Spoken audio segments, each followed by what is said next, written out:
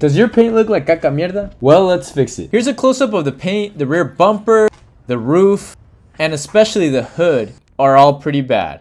And this is how we're gonna fix it. We're gonna fix a bullet hole by sanding with 80 grit and then putting some Bondo over it. Now we're sanding down the parts we're gonna paint with 220 grit.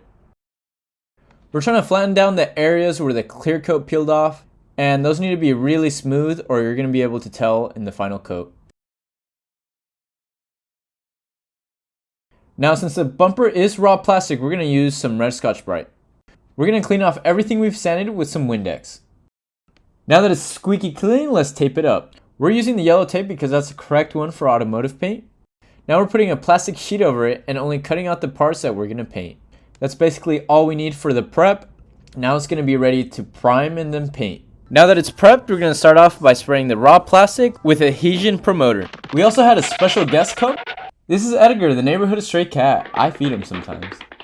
Now it's time to mix a primer. We're gonna mix it with a 4:1 ratio and add some reducer. We mix it and then we can finally put a couple layers of primer.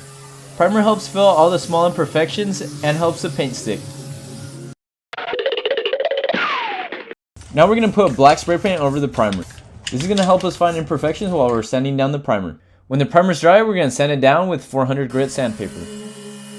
Once everything is sanded down, we're gonna clean the surface real well, and it's finally gonna be ready for paint. We are doing this in my backyard, so I'm putting some plastic sheets to make sure no dirt or debris gets on the paint. We're gonna start off by cleaning the surface with a tack cloth. Now we're gonna mix the base coat with some reducer. We ended up doing about 4 coats of base coat, and once that's dried, it's finally time for the clear coat. This is what's really gonna make the car shine. We did about 3 coats of clear coat, and then left the car dry overnight. I gotta say, for being painted in a backyard, the paint came out pretty nice.